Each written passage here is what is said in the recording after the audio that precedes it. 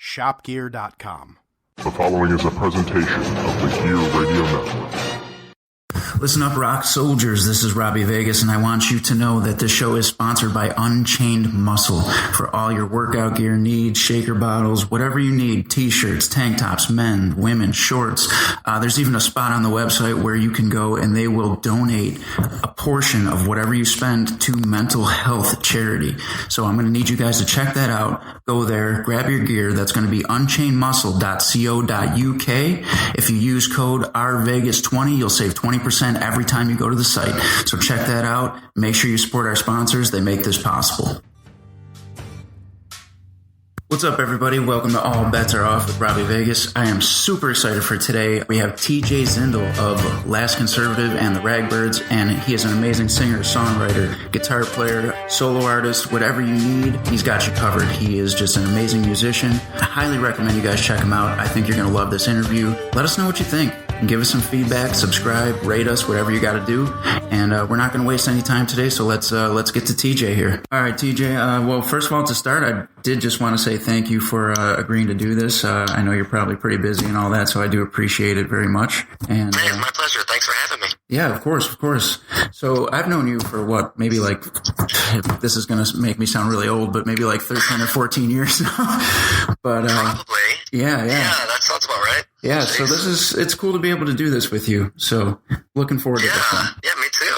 I'm glad you're doing this. This is great. Let's dive right into it then. So tell me how you first got into music. Well, let's see. Well, early on, I started playing trumpet at about 9, maybe 8 or 9 years old, and it really felt natural. And kind of around that point, I realized, like, I kind of like doing this, and this feels right. So I'm going to do this. And then I remember seeing Radiohead's Creep video on TV and hearing Johnny Greenwood's, hit the guitar on the, during that bit, and going, oh shit, I want to do that. That's awesome. So then my brother taught me a little bit of guitar, like he taught me power chords. And then I was started writing songs, and then, pretty much started my first band, The Conservatives, when I was, I think, like 15 or 16. Oh, wow. You've been at it for a long time. Yeah, and then we changed the name to Last Conservative in 98, or maybe 99, when we put out Unremarkable for our first record. But yeah, it was kind of always music. Once I found it, it was just felt right. How did you realize that you were set out to be like a lead singer? Yeah, that one I don't know quite as much, honestly. It sort of just happened. It was like you kind of write songs, and then you're sort of in your, at least for me, I was just in my bedroom, mostly alone, just kind of playing guitar and writing songs about whatever sad event happened, when you're 15 or 16. Yeah, right. And then eventually realized, well, like, no one else is going to sing these songs. Like, they're not, great poetry to have, and most of the singers that I liked, Rain Maida from Our Lady Peace, Billy Corgan from, Smashing Pumpkins, like a lot of those sort of weirder, kind of less pretty sounding voices. Like, I kind of have one of those sort of nasally kind of things. So it's like, oh, well, if you don't have to necessarily sound like a songbird to be able to sing. And I realized, well, someone's got to sing these songs that I feel like have to be out there. So. Okay. And you have a very distinct voice too. Like, I always know when I hear something by you, it's very like, oh yeah, that's TJ. So. Yeah, and it's funny because like I mentioned earlier, piece like the Matthew Good band, like a lot of those Canadians, we have sort of a similar inflection in our voice and that sort of nasally, kind of thing. Like, so yeah, I appreciate that. But don't sell yourself short though, because you got some range. Thanks. So when you started Last Conservative, was that your project? That was your baby? You set out to do that? Yeah. I had a bunch of good friends that I did it with, and we had a bunch of lineup changes and stuff. But ultimately, it was my songs and my drive. Obviously those guys, all the guys that I played with did some amazing things and are awesome and stuff. So most of them I'm still really good friends with and everything. So I hate to say it was my project because a lot of work went into it from a lot of other people. So yeah, I feel pretty fortunate. That's awesome. You guys had a lot of really good records too. Thanks. We had some stuff. Yeah. Now, as far as Last Conservative goes, do you ever see that happening full time again? Probably not full time. It's tough. I live out in Ann Arbor now, and it's difficult. Everyone has lives, and I mean, whatever full-time is these days as a band. I mean, there aren't a lot of bands that are able to tour full-time, so there's a lot of different types of, musicians and stuff. So, I mean, like, I'm just happy I still get to play with those guys. At least once a year we do the CPX Miss that we've done the last, I think 6 years or 5 years or 4 years. I don't know. All right. We've been reuniting for a bit, every year in December. But, full-time is tricky. That's understandable. So you guys did end up signing with Good Karma Records that was owned by Robbie Takek of the Goo Goo Dolls. Can you walk me through that process? Like, how did that all come about? How did that happen? Well, a lot of luck, a lot of things went right for us. Well, we were recording some demos with Mark Hunt, great, engineer and good friend of ours and stuff. And Robbie and Mark are friends, and Robbie had asked Mark, hey, getting this label started up, who should I check out? And Mark was kind of just hearing us, and he passed on some of our stuff. And I remember I was driving on the 33, and Robbie called me, and Robbie Takek has such a distinct voice, It's Robbie, I'm like, wait, what? Yeah, of course I'll come. Let's get in and record some tunes and stuff. So I mean, it was that was a pretty crazy phone call, and then we were kind of off and running. I love stories like that. That's huge. And being a big, were you a big Goo Goo Dolls fan before this all took place? Yeah, I mean, well, I guess that's tricky because it's not like I didn't really listen to the Goos a lot when I was growing up. Yeah. Fair enough. But as I got older, I got well, when you're younger, I guess, at least when I was younger, it was like there were two kinds of music: you're either good or you're not good, and you have like at least I had a very rigid view of music, and it's like it has to be this type of thing, it has to be this type of thing, otherwise it's not. It's like if you're not as passionate as Eddie Vedder or whatever, get out of here. And it's like that's a pretty dumb way to view music. So it took me a while until I figured out, like I remember when I first kind of realized like Springsteen was a pretty great songwriter. It's like, oh shit, he's pretty great. And I just had blinders on because, it wasn't in your wheelhouse. Seattle, or whatever, So I mean, I guess that's the honest answer. I feel like a lot of us go through that though. It's one of those things where when you first get into music, it's your music or no music at all. Yeah, of course. And then, eventually you realize like that, when you still know every lyric to every, Whitney Houston song or whatever was on the pop radio growing up, you're like, damn, those are pretty great songs too. Yeah, why was I, why am I closing myself off to music here? It's like the good stuff is the good stuff no matter what, Yeah, that's very true. Very true. Yeah. So after you signed with Good Karma Records and all that, I know you guys toured a lot and you were traveling like crazy. Do you have a favorite band that you've toured with, opened up for, anything like that? Probably our most fun tour we did was we went out, the Counting Crows and the Goo Goo Dolls were doing a co-headlining bill with a band called Augustana. They were opening, and we went out on that tour, which was, I want to say like 6 or 8 weeks. And we were on, sort of side stages and stuff. Like we weren't on the main stage. Yeah, like that was a really pretty fun, exciting tour for us because it felt like we were close. Yeah. It felt like things were happening and we had a lot of momentum going at that point. And, so I mean, that tour was pretty special. And plus, I mean, I always loved the Counting Crows and, getting to watch them sound check some nights and, getting to see them play most nights and, kind of see how they do things. There are a lot of lessons that I learned, from that tour, so. Yeah, that's a pretty special one. That had to be incredible, just getting to see one of your favorite bands for weeks on end and being a part of that. Yeah. I actually remember that tour, too. That's pretty cool. Yeah, it was a great tour. Yeah, and I really liked Augustana, and those guys were cool as hell. We hung out with those guys a lot, and got to hang out with Robbie a bunch, and all the crew for the Goos, like Damage, their guitar tech, and Andy was just Robbie's bass tech, like just awesome people. Like everyone was super cool to us, and that was pretty special. It's always cool to hear when other bands are decent human beings because there's a lot of horror stories out there. Oh God, yeah. Music draws in a wide array of people. Yeah, right. You're putting it nicely. Yeah, for sure. People too. Yeah, sure. So we kind of touched on it a little bit. Who are your biggest musical influences to this day? So you mentioned, Counting Crows are one of them. Who else would you throw in there? Growing up, a lot of the grunge stuff. Obviously it was Pearl Jam. Soundgarden. Garden is pretty great. Jeez, Smashing Pumpkins are pretty great. A lot of U2. And then kind of once I hit my late teens and early 20s, I got into a lot of Elvis Costello. Oh, nice. Yeah. And the Attractions. So that was really working for me for a bit. And right now I can't stop listening to the Mountain Goats. Do you know the Mountain Goats? I have never heard of them, no, but now just because of that name, I would like to. Oh, my God. I can't say enough good things about this band. Like, they started in 93, and it's there's one main singer-songwriter guy named John Darnielle, and he's just a genius. And every record they make is kind of a whole different thing. Like, they did a record a couple records ago about Mexican wrestling.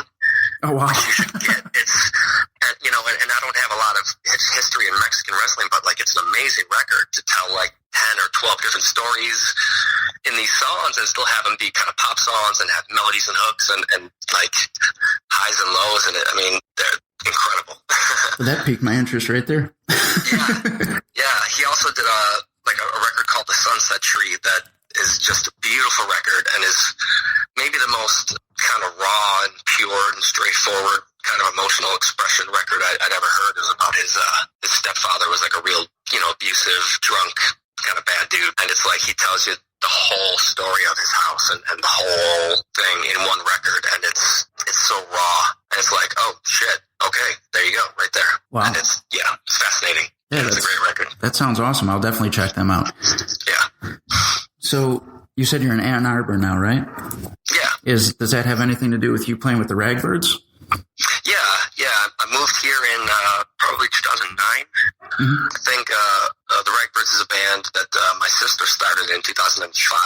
Okay. And when Last Conservative broke up, their guitar player had left the band, so the timing worked out, and I planned to come out, only for a short time, and I've been here about 10 years now, so. Okay, that's cool. Yeah. And now, what's your role with the Ragbirds? What is? Are you still writing songs? Are you singing? Or is it just strictly guitar? Well, I play guitar and I sing a lot of harmonies, and I lead a couple songs, and I've written a couple songs with my sister. She's the main songwriter. She's a great songwriter too. But so I mean, we're still rolling along. We're working on music for our next record. We're just about to put out a new single called Curious that we recorded with a guy named Jamie Candeloro, who did some work with Willie Nelson and R.E.M. and Ryan Adams and a bunch of other people. So. Oh, that's awesome. And are you guys actively touring or? Yeah. For the better part of 10 years. I mean, we had some years that we were doing about 200 shows a year. Oh, wow, that's huge. Yeah. So those years were kind of a blur. Yeah, right. I can imagine. But it was awesome, though. I mean, and so I mean, we're still out there, still going. Are you finding any similarities between the Ragbirds and Last Conservative, or is it pretty much completely different? I guess it's completely different, not in a negative way. Mm-hmm. It's just my sister plays from a different part of her heart than I play from. As long as you play from your heart, that's all that really matters. For my tastes, whether it's like really skilled and technical or whether it's, really sloppy and, rudimentary. It's like, as long as the intention is real, then it's real, So, yeah. Oh yeah. I absolutely agree with that. That's awesome that you put it that way. Yeah. Thanks. So you still record as a solo artist, correct? Yeah. So your last album was awesome. I've listened to it a million times, and thanks, Robbie. Appreciate that. Oh yeah, for sure, man. I've always been a huge fan of your work, your songwriting, and all that. Thanks. So this last one was it blew my mind. It was so good. So just tell me about what went into making that album. Was it like a more personal writing experience, or are you generally a pretty personal writer? Like what was different than just doing your solo album as compared to playing with a band? Sure. Well, thanks. The record was called Hold On With All Your Might. It came out in 2017, I think. And I'm working on more music to put out a new one, hopefully by the end of the year.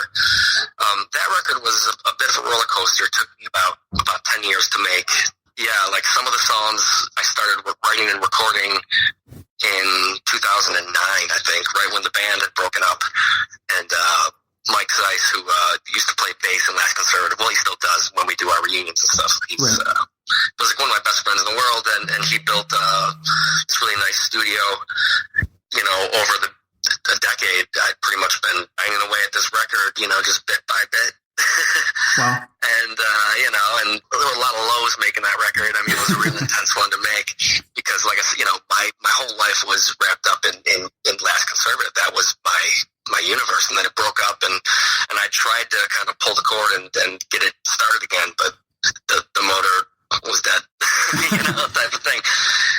And, so at least I started freaking out, kind of started drinking, Right. put on a bunch of weight and, kind of life went to shit and didn't write songs for a good bunch of years. So I had a bunch of songs that we'd started.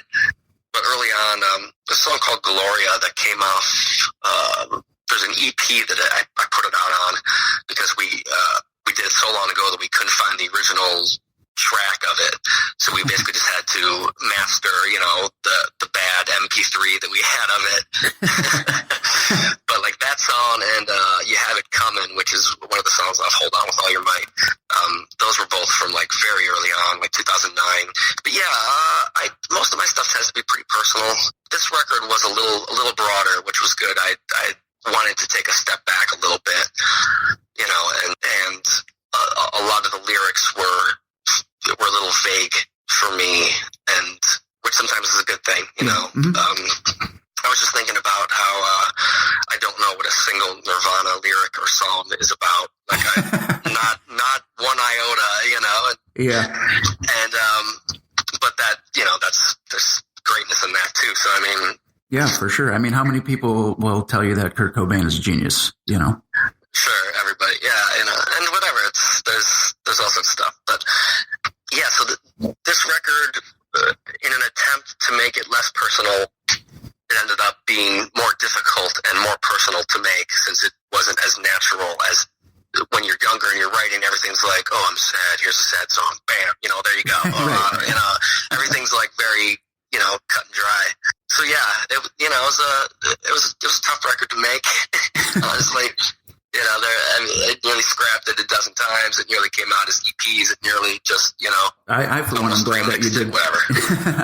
I for one, am glad that you did put it out because it is really good. So I hope that everybody listening to this podcast will definitely go and check that out after they hear this interview for sure. It's on, Spotify, Apple Music, iTunes, anywhere you'd look for music digitally, Pandora, all those places. It's there. Awesome. Fantastic. So you're still touring, you're still playing, you're still writing. Are there any bands out there that you haven't toured with or played with yet that you might have on your radar that you'd like to say that you did tour and play with before your finish? I mean, I'd love to play with the Mountain Goats, like I was just singing their praise, I mean, there's a lot of people. That's a tricky one because there's a lot of people that I would love to play with, but I would be terrified that I would then get the confirmation that I always knew that, like, if I opened for Smashing Pumpkins, that Billy Corgan would walk by and go, I'd walk by and I'd be like, you son of a bitch. I knew it. Every musician has that voice in their head that's, just crushing them all day, that's just kind of part of it. And, it's probably not even just musicians, it's probably everybody. We just happen to be more vocal about the stuff we're going through as artists, all that stuff, so. Yep, our emotions are more on our sleeve than a normal person. Sure, yeah. And although at this point I feel like everything is so crazy and overwhelming that everyone is kind of right now in a constant state of like, okay, I'm just trying to get through today. Yeah. That type of vibe. So I mean, I think we're all more in the same boat right now. Yeah, that's incredible. Whatever boat that is, it's how we feel. Instead of like, whereas I think like artists used to be a little more, but now with social media and everyone's more aware of so many more things that we're always just on our emotional frayed edges because we're all talking about our emotions all the time. Yeah, you're right. You're absolutely right. So, are you one of those singers too, like I am, that when you go to make a record, you hear your voice back, you don't like your own voice? Of course, yeah, no one does. No one, not a single artist. I don't think anyone's ever liked their voice. Yeah. Or you can make a genius record, and all you'll hear is that one. There's that one part in the one back section of that last song where I hit a note that I didn't like, and that's all you'll hear every time you hear the record. Yeah, I agree, 100%. This is the first time I'm actually recording in maybe 8 years. So, oh, nice. Yeah, so I'm hearing it back now. It's going well. I love the way it's turning out, and I think it's going to be a really good record. It's just when I hear my voice back, I'm like, nah. Yeah, sure. What's the instrumentation? Like, was it like a full band thing? Are you doing acoustic stuff? It's just me and an acoustic, and the more that I do it, the more I'm like, well, I'm going to add some bass in here. Well, I'm going to throw some piano in over here. So it's actually becoming more than I set out for it to be. Sure. And then you're like, well, I got a keyboard. I might as well put some strings, and then you got a whole orchestra on your track. And then you're like, yeah. There's already one track that I'm kicking that idea around with. Yeah. So I guess that's just the way it goes. I guess we kind of are all the same. Sure. No, dude, send me some tracks. I'd love to hear it. Yeah, absolutely. I will for sure. That's cool. Tell me what's next for you, man. Like, what's coming up in the near future for you? What are you excited about? What's going on? Well, I've got a power trio called TJ Zindle and the Power Lines. It's me and my good buddy JB, John Brown from Ann Arbor, and our good buddy Shannon Wade from Detroitish Ann Arbor. Power trio, basically playing tunes from Hold On With All Your Might from that record, and some Last Conservative songs, and a whole bunch of new stuff. I put out a new single, what was it, April 1st? I had to put it on April Fool's Day because it just seemed too silly not to, called Harvey. So yeah, that's a pretty, kind of pretty heavy riffy, garage rocky song that, I was really feeling at the time. So, so just kind of playing. The Ragbirds are still going strong. We're working on a new record. Let's see. I mean, I guess that's pretty much it musically. I'm going to put something out again soon, and it's kind of, you just keep going. That's what you do. And do you yeah, that's true. There's no end in sight ever. Yeah. It's always when the next time you're going to record or release something. Sure. Because by the time you finish recording it, you already hate it. You're like, God, I can't wait for the next record. Yeah, exactly. You've heard every song 37 times. I'm one song away from, Yeah, right. Whatever. What is it? You ever see the movie Airheads? Oh, love that movie. Yeah, where he says, all I need to do is write one song that lives on forever, and after that, it doesn't matter. I'm an average enough fucked up guitar guy or whatever. Yeah, right. And you know what? Honestly, when I was growing up, like that line in that movie, that really I remember feeling choked up about that movie, like that moment. Feeling like, yeah, man. I feel like that's like a thing. It kind of felt like that was possible. Like if you and your friends got together and worked hard enough, and you made music that mattered to you, you could really do something with, one song or one record or, Yeah. I mean, it's so powerful. I agree. I remember thinking the same thing. The look on his face, the way he delivered the line, it just hits you, and you're like, oh my God, that's me. Yeah. That's cool. Brendan Fraser. Oh, man. Yeah, what right. a great movie. So do you have a favorite song of yours that you've ever written, or is it just like you said, after you're finished, you're on to the next one? Oh, no pun intended on that, by the way. Yeah, I mean, that's pretty much how it is, I think. Jeez. It's funny because there's still a bunch of songs off On to the Next One, that record, our third record, which came out in 2003. Mm-hmm. I still play a bunch of those songs. Like Can't Get Away From You, I still play almost every show. That's a great I song. love playing that song. That one, there's some lines in that song that I hit that it still feels like whatever emotion is just right there. So that's pretty great. I mean, there's a song called Mary off of On to the Next One, and that one still felt like kind of an emotional sort of breakthrough for me as a person to, kind of open up like that. And that's one that when I play it still, it still resonates. Off the new record, 9-Volt Brain is really fun to play. that one rocks pretty hard, and it's kind of like a big, dumb, loud, angry song. So those are always good to get off your chest. Yeah, that's very true. And there's a song. The last song off the new record is called "Last Man on the Titanic," and that one was a pretty emotional, kind of intense song. So that one still feels pretty good. That is probably my favorite song on the record. I actually do a cover of it. Really? I do, yeah. Oh, shit. I'd love to hear that. Oh, that's awesome. I will definitely make sure that I get some footage of that and send it your way. Oh, wow. Yeah. That's so cool. I've listened to it a million times, and I'm like, I'm going to do this song. Thanks, man. Yeah, that one was, there's there's a couple stories that I want if you'll indulge me. Yeah, tell them. I had just played a show in Ann Arbor with my trio at the time, and we were the second band on a 4-band bill, and we were the band that everyone went outside and smoked, and socialized out in front in the alley or whatever, like on that, like we cleared the room by the third song of our set. And it's like, yeah, so which is lyric by song number 3, we cleared out the room, and it's like, and also there was a story that Zach Ward, you probably know Zach, he's a Buffalo guy, he's an amazing musician. I was going to say that sounds really familiar. Yeah, he's been a bunch of bands. Son of the Sun. Right now, he's in First Award. Is a great Buffalo band. Kind of probably one of the preeminent Buffalo bands right now. Which also has Josh Mullen, our old Last Conservative bass player. Oh, okay. Bass. I love Josh. Josh is one of our favorite people in the world. He's great. But he played a show, and a woman came up. During one of the versions, like handed him a note that said something along the lines of like, "Can you play something that doesn't sound like you?" Or like she requested, maybe it was like she requested like a Beatles song, and he's like, "Well, I'm doing this thing right now," and she's like, "Can you play something that doesn't, something along those lines?" Basically, like, just do not you. That's what I want you to do. Oh my God! Trained dancing monkey, play for me, but not in a way that's you. Right, yeah. Which is like, wow. So it was kind of like a sort of fuck you song to the general. I don't even know who that's about, who that's to, but general people that right, like general hecklers.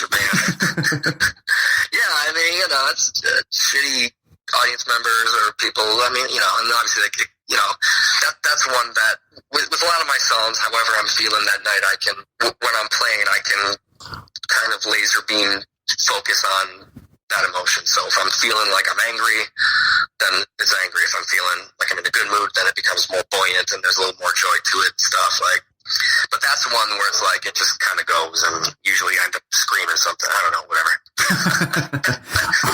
Awesome.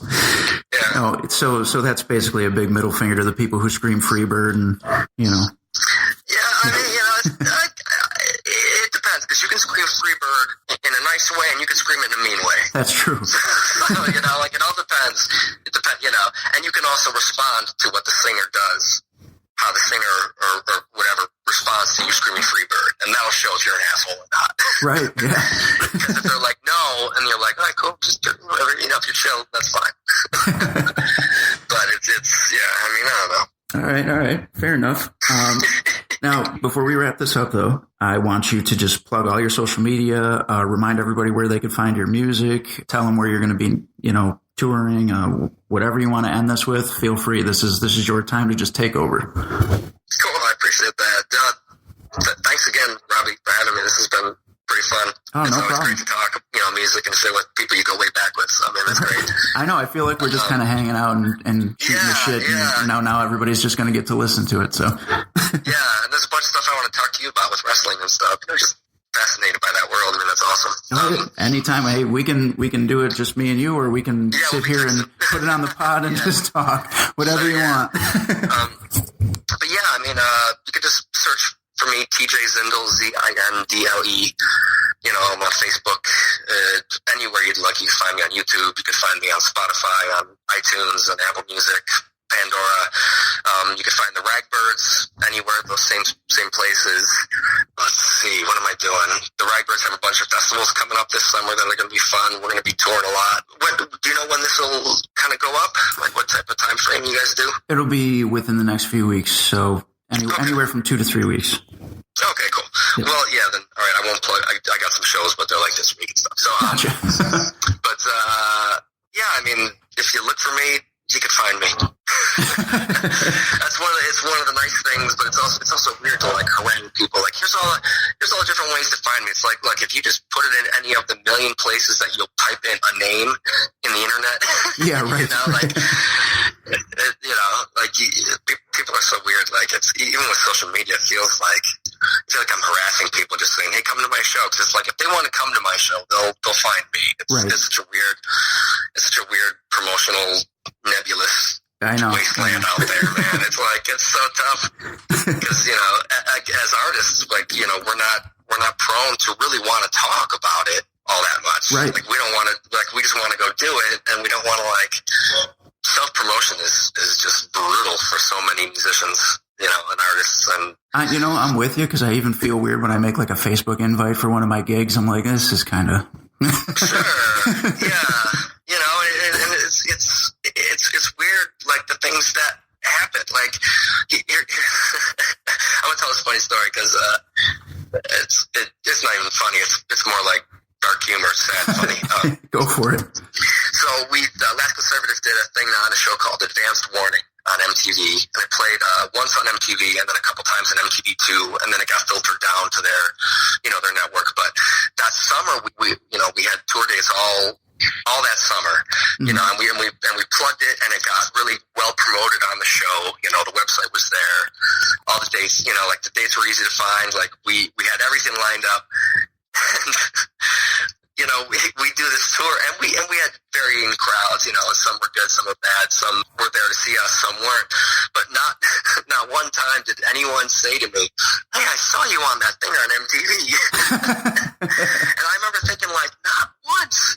I thought there'd be like maybe a dozen people that might have said, "Hey, you know, I didn't hear about you until that one thing because it was on MTV, and this was sort of back at the tail end of when MTV didn't really mean anything, but we still kind of pretended like it did as as musicians. Like, it was like, oh, MTV is still kind of music involved, but you know, obviously it's never, well, whatever."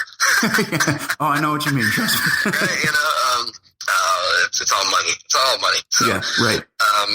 Yeah, and I remember thinking, like, okay, this promotion is trickier than I thought. Even when you think you've got a slam dunk, you know, like you're on MTV, and then you think there will be some people at your shows.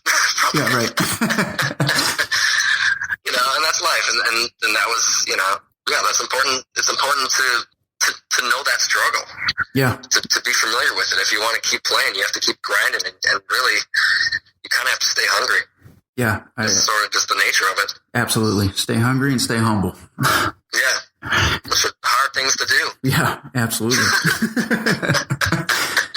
All right, man. Well, thank you so much, man. I really appreciate you being on. Thank you, Robbie. This was fun as hell, man. I appreciate it. We'll talk soon. Yeah, absolutely. Maybe we'll even do a part 2. Yeah, I'd love to. All right, man. You have a good day. You too. All right, so that was a great interview there with TJ. And before I let you go, as always, I'm going to need you guys to click the link in the description for Insane Labs. Again, this is an amazing supplement company. I use it. I sell it to a lot of the boys in the locker rooms. If you follow the link and use code RVegas30, you will save 50% on your order. That is a huge discount. You have no reason, if you love being in the gym, if you're a wrestler, if you're just a healthy person who loves taking care of yourself, there's vitamins, pre-workouts, BCAAs, whatever you need. So go ahead and support Insane Labs as they help keep this podcast going. We'll see you guys next time. Thanks, Rock Soldiers. Is this a comedy or a tragedy? 'Cause they both seem about the same. And are your intentions pure or an empty cure? Whose side are you on in this game? This is my Everest. My love for this is keeping me awake for the real deal. Or is it another thing? The preceding presentation has been brought to you by the Gear Network.